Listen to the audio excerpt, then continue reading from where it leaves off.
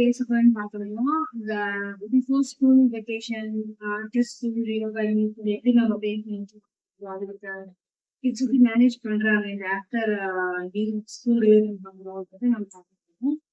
So என்னன்னா vacation டைம்ல kids வந்து லேட்டா தூங்குவாங்க, லேட்டா எழுந்துவாங்க, டிவி, கேம், மொபைல் அப்புறம் இந்த கெஜெட்ஸ் தான் யூஸ் பண்ணி சரி ஆஃப்டர் ஸ்கூல் வந்து அவங்க எல்லாமே வந்து லேசியா இருக்கு. இவ்வளோ விஷயம் பண்ணாலும் லேட்டா எழுந்துருந்து ஹோம்ஒர்க் பண்றதுக்கு சோம்பேறித்தனம், சிப்லிங்ஸ்ல சண்டை போடுறது, சின்ன சின்ன விஷயத்துல அவங்க நிறைய பாதிக்கப்படும். அவங்க டெய்லி ரொட்டீனே அவங்க ரெகுலரா ஃபாலோ பண்றதே கிடையாது. ஸோ இதுதான் நம்ம கோவப்படுறது, கம்பேர் பண்ணி பேசுறது கிட்ஸ். ஸோ அதான் ரொம்ப தப்புன்னு நான் சொல்லுவேன் என் சைட்ல இருந்து. ஸோ சின்ன சின்ன விஷயத்தை நம்ம சேஞ்ச் பண்ணிக்கணும். ஸோ நம்ம இந்த குழந்தைங்கள பிளேம் பண்றது எந்த யூஸ்மே இல்லை. ஸோ நம்ம சின்ன சின்ன விஷயங்களை கொஞ்சம் கொஞ்சமா நம்ம அவங்க தான் சேஞ்ச் பண்ணுவோம்.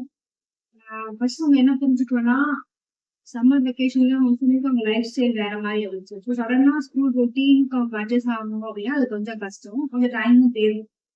ஸோ பேரண்ட்ஸா இருக்கிறது நம்ம வந்து பேரண்ட்ஸா இருக்கிறத விட பேஷன்ஸா இருக்கிறது ரொம்ப முக்கியம். ஸோ கத்துறது, கம்பேர் பண்றது, ஸோ இதெல்லாம் நம்ம பண்ணக்கூடாது. ஃபிக்ஸ்டு ஸ்லீப்பிங் டைம் அவங்களுக்கு செட் பண்ணி விடணும். ரெகுலர் டைமிங் டைம் தான் தூங்கணும் அப்படின்னு இந்த டைம் செட் பண்ணிக்கிட்டு டெய்லி ரொட்டீனா அது ஆக்சுவலா இருக்கணும். அண்ட் மார்னிங் ரொட்டீனையும் நம்ம ஸ்லோ பிரிங் பேக் பண்ணணும். மொபைல் ஸ்க்ரீனை கம்மி பண்ணணும். கிட்ஸ் கூட குவாலிட்டி டைம் ஸ்பெண்ட் பண்ணணும். டெய்லி ஸ்மால் ரெஸ்பான்சிபிலிட்டி அவங்களுக்கு நம்ம பண்ண சொல்லணும்.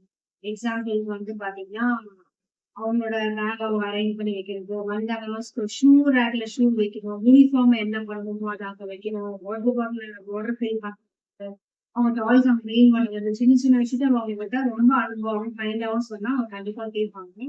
ஸோ குழந்தைங்க வந்து நம்மளை பார்த்துதான் வளர்றாங்க. ஸோ நம்ம என்ன பேசணும் அப்படின்னு அவங்களுக்கு நம்ம மரியாதை கொடுத்து பேசணும், அந்த ரெஸ்பெக்ட் கொடுத்து நம்ம வைக்கணும்.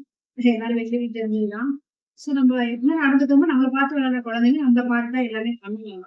ஸோ நம்ம சின்ன சின்ன விஷயம் அவங்க நம்ம சொல்றத அவங்க செய்யும்போது நம்ம சின்ன அப்ரிஷியேட் அவங்களுக்கு நம்ம கொடுக்கணும். ஒரு மோட்டிவ் அவங்களுக்கு அப்பதான் வரும். ஸோ நீ வந்து ஒரு நம்ம சொல்ற வேலையை கரெக்டா பண்ணும்போது நம்ம என்கரேஜ் பண்ற மாதிரி குட் ஜாப், நல்லா பண்ற, சூப்பரா பண்றேன்னு நம்ம அவங்க என்கரேஜ் பண்ணி மோட்டிவேட் பண்ணணும், மோட்டிவேஷன் கொடுக்கணும் அவங்க.